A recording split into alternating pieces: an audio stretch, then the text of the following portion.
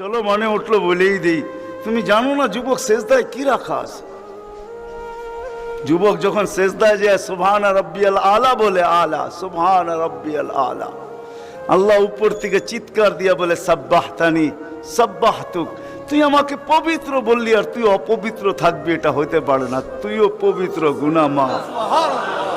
আলাইতানি ফাআলাইতুক, তুই আমাকে মহান বললি আর তুই মহানত্ব পাবি না, এটা হইতে পারে না। তুইও মহান। বলে আল্লাহ কেমন মহান?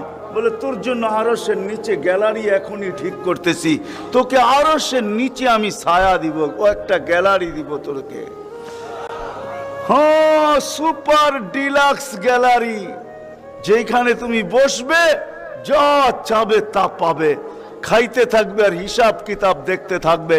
আল্লাহকে যদি বলি আল্লাহ এই গ্যালারি কেন দাঁড় করাবেন, আল্লাহ যেন আমাকে বলতে চায়, কয় হিসাব কিতাব দর্শক না হইলে খেলতেও ভালো লাগে না, আবার দর্শক না হইলে খেলতেও ভালো লাগে না, আর দর্শক ছাড়া খেলাও জমে না। আল্লাহ বলে তোকেদেরকে দর্শক বানাবো, কেননা হিসাব কিতাবও তো একটা খেলা, ঠিক না? কি বলেন? হ্যাঁ, খেলাই হবে হিসাব কিতাবের। আরশের নিচে হবে মেলা আর বাহিরে হবে হিসাব কিতাবের খেলা, ঠিক না? কাউকে 50,000 বছর দাঁড় করায় রাখবে। ইয়াউমা তুবলা সারাইর, সমস্ত গোপন তথ্যগুলা যেগুলা দুনিয়াতে আমরা লুকায়িত রাখছি, কেউ জানে না, সব আল্লাহ ওইখান থেকে উদ্ঘাটন করে নিয়ে আসবে আর সামনে ছড়ায় দিবে, আর হিসাব কিতাব নিতে থাকবে। 50,000 বছর দাঁড় করায় রাখবে। লা ইয়াজাল কদম আবদিন, পাও হেলাইতে দিবে না। আল্লাহ বলছে দুনিয়ায় বহুত ছুটছ, দুনিয়ায় বহুত ঘুরছ, দুনিয়ায় বহুত করছ, আমি কিচ্ছু বলি নাই, শুধু তাকায়া ছিলাম। নাজিরুন কাইফা তা'মালুন, তুমি কি করো আমি দেখতেছিলাম, তুমি বলতেছিলাম আমি শুনতেছিলাম। কুলতু ফাসামি'তু, আমি শুধু শুনছি, তুমি করতেছিলে আমার বিরুদ্ধে। ফাতাহাম্মালতু, আমি সহ্য করতেছিলাম, কিছুই বলি নাই। আজকে দেখাবো তোমাকে খেলা। গ্যালারি রাখবে তোমার জন্য যুবক, গ্যালারি, এত মর্যাদা। জমিনে চলবে তুমি, তারেক হাদিস নিয়ে নাও, জমিনে চলবে, আল্লাহ তোমাকে দেখায় দেখায় উপর থেকে বলবে লাউলা ইয়া শাবাব, ও যুবক তুই যদি জমিনে না থাকতি, লাউলা শাবাবা খুশা, ওই যুবক যদি জমিনে না থাকতো, যারা আল্লাহর ভয়ে নিজেকে লজ্জাপতির মতো গুটায় আনিছে। আজান শুনতে দেরি, মসজিদের দিকে দৌড়াইতে দেরি হয় না, আল্লাহর হুকুম সামনে আসতে দেরি, পুরা করতে দেরি করে না, নবীর তরিকার বিরুদ্ধাচারণ করে না। এইখানে একজন যুবকও পাওয়া যাবে না। চুল তো প্রতি মাসে কাটে, প্রতি মাসে না কাটক 2 মাস অন্তর কাটে, 2 মাস অন্তর না কাটক 3 মাস অন্তর কাটে, 3 মাস অন্তর না কাটক 6 মাস অন্তর কাটে, 6 মাস না কাটক 2 ঈদে তো কাটেই কাটে। কিন্তু একজনও যুবক এখানে পাওয়া যাবে না যে সেলুনে যায় বলছে যে এই 12ই রবিউল আউয়াল আসতেছে, একজন যুবকও পাওয়া যাবে না।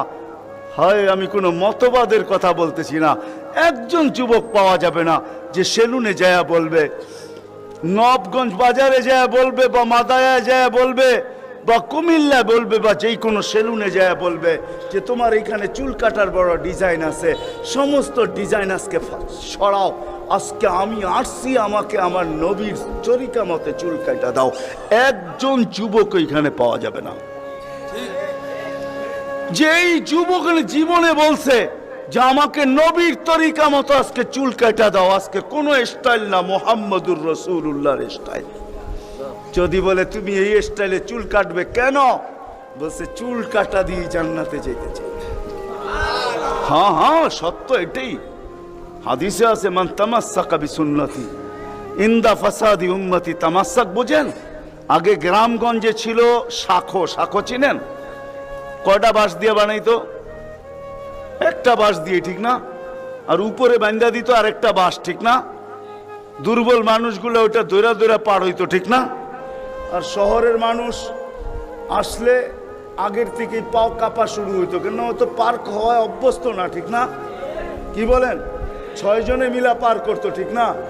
উপরের বাঁশটা কেন বাঁধা হয়েছে? এই জন্য বাঁধা হয়েছে যে যদিও সাকর থেকে পাও পিছলায় চলে যায়, তাহলে তুমি যেন বাঁশটা ধরে লটকায়া থাকতে পারো। দূরের থেকে কেউ দেখা এসা ছুঁইটা তোমাকে ওইখান থেকে উঠাইতে পারে, পানির ভিতরে তুমি না পড়ো। আল্লাহর রসুল বলে একটা সময় আসবে, কোন উম্মত যদি আমার একটা সুন্নত ধরে এরকম লটকায়, তো আল্লাহর রসুল বলে তাকে এক শহীদের না 100 শহীদের সওয়াব দেওয়া হবে। জান্নাতে যাওয়ার জন্য এক শহীদের সওয়াবই যথেষ্ট, এইখানে 100 দেওয়া হবে। এই জন্যই হাদিসের শব্দ আসছে মান তামাসসাকা বিসুন্নতি, যে আমার একটা সুন্নত ধরে লটকায়া থাকবে। যুবক যদি ভাবে যে কোনো সুন্নতই তো আদায় করতে পারতেছি না, না পরিবেশের জন্য পারতেছি, না দুনিয়ার জন্য পারতেছি, কোনোভাবেই পারা সম্ভব না, আমিও জানি পারা সম্ভব না, সবগুলোর উপরে আমল করা যাবে না। যুবক যদি বলে যে আমি আমার চুল কাটাকেই সুন্নত বানায় নিলাম, নবীর এই সুন্নত ধরেই আমি আটকায় থাকবো, লটকায় থাকবো, যখনই সেলুনে যাব ওকে বলবো সমস্ত ডিজাইন সরা, আমার নবীর ডিজাইনে আমাকে কাটা দে, আমার বিশ্বাস চুল কাটা দিয়ে সে জান্নাতে যাবে। চুল কাটা দিয়া একজনও পাওয়া যাবে না, আরেকটা বললেও পাওয়া যাবে না। এই পুরা গ্রাম না, পুরা চান্দিনা থানায় উপজেলার ভিতর থেকে কোনো নববধূ পাওয়া যাবে না। পাওয়া যাবে চান্দিনার গ্রামে গ্রামে এখন বিউটি পার্লার আছে না নাই? ঘরে ঘরে বিউটি পার্লার আছে, অনলাইনে সব বিউটি পার্লার চলে, অনলাইনে এসে সেই জায়গায় যায়। কোনো নববধূ পাওয়া যাবে না যে বিউটি পার্লারে যায় বলছে তোমাদের সমস্ত সাজ রাখো, আজকে আমার প্রথম রাত্র, প্রথম দর্শন, প্রথম জীবনের রাত্র, এটা আর জীবনে কোনোদিন ফিরে আসবে না, আজকে আমার বাসর রাত্রে হবে, আজকে আমি সাজতে আসছি, কিন্তু তোমাদের ডিজাইনে না, আমাকে ফাতেমার ডিজাইনে সাজায় দাও, বাকি অন্য দিন আসবো, তোমরা তোমাদের ডিজাইন মতো আমাকে সাজায় দাও, কিন্তু আজকে প্রথম রাত্র আমি ফাতেমার ডিজাইনে সাজতে চাই। একজন নববধূ পাওয়া যাবে না। কি বলেন? চলে তো যাব, আমি কথা শেষ জায়গায় চলে আসছি, চলে তো যাব। 100 বছর আগে যারা ছিল ওরা আজকে নাই, 100 বছর আমরা পরে আমরা থাকবো না। জীবনটা বড় ছোট, আল্লাহর রসুল বড় দয়া দিয়ে আমাদেরকে বুঝাইতে চেষ্টা করছেন, উম্মত হেলায় হারায় না, ওই জীবনটাকে হেলায় হারায় দিও না, ওটাকে গ্রহণযোগ্যতা পর্যন্ত পৌঁছাও, গ্রহণযোগ্যতা পর্যন্ত পৌঁছাও। কিয়ামতের দিন আমি যেন তোমাদেরকে নিয়ে গৌরব করতে পারি। জিজ্ঞাসা করেন, হাদিসে আছে, আল্লাহর রসুল আমাদের কাছে দরখাস্ত রাখছে, এরকম হয়ে আইসো যে আমি কিয়ামতের দিন তোমাদেরকে নিয়ে গৌরব করতে পারি। এরকম নিয়ে আইসো না যে আমি কিয়ামতের দিন তোমাদের বিরুদ্ধে চলে যাই। আমি যদি বিরুদ্ধে চলে যাই তো আল্লাহও চলে যাবে। আমি দুনিয়ার বাস্তব হায়াত, কোরআনের আয়াত দেখাইতেছি। এইখানে হাজি পাওয়া যাবে 2-4 জন, বেশিও পাওয়া যাবে।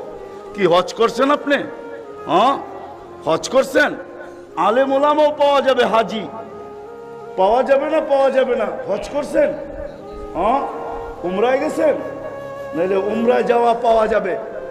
মদিনা মুনাওয়ারা যাওয়ার পরে রওজা একটা আয়াত লেখা আছে, রওজার উপরে কোরআনের আয়াত, ফাইন জাউকা, বন্ধু আপনার কাছে যদি আপনার উম্মত আসে, ওয়াস্তাগফারাল্লাহ, আর আল্লাহর কাছে যদি মাপ চায়, ওয়াস্তাগফারা লাহুমুর রাসূল, আর আপনি যদি একটু ইশারা করে দেন, লাওয়াজাদুল্লাহ তাওয়াবার রহিমা, তো আমি আল্লাহ মাফ করে দিব, দ্বিধা করব না। কত কষ্ট! দুনিয়াতে যেই রসুল যার কাছে যে মাপ চাওয়ার পরে আল্লাহ গ্যারান্টি দিতেছেন, আয়াতটা লেখা আছে রওজার উপরে। বিশ্বাস না হলে বাড়িতে যায় যুবকদেরকে বলতেছি, সার্চ দিও রসুলের রওজা, দেখবে এই আয়াতটা এখনো লেখা আছে ওইখানে। ফাইন জাউকা ওয়াস্তাগফারাল্লাহ ওয়াস্তাগফারা লাহুমুর রাসূল লাওয়াজাদুল্লাহ তাওয়াবার রহিমা। দুনিয়াতে আল্লাহর রসুল হা করে দিলে আল্লাহ মাফ করে দিবে। তো আল্লাহর রসুল বলছে, দুনিয়ার জীবনটাকে এরকম নিয়ে আইসো না, আমি যেন গৌরব করতে পারি এরকমই নিয়ে আইসো। এরকম নিয়ে আইসো না যে কিয়ামতের দিন আমি তোমাদের বিরুদ্ধে চলে যাই। আমি যদি বিরুদ্ধে চলে যাই আর কেউ তোমাদের পক্ষে থাকবে না। এই জন্যই কোরআনে আরেক আয়াত আমাদেরকে চিৎকার দিয়া বুঝাইতে চাইতেছেন, রব্বি ইন্না কওমি ইত্তাখাযু হাযাল কুরআনা মাহজুরা। ও আল্লাহ, উম্মতকে চোখের পানি ঝরায়া ঝরায়া বুঝাইছি।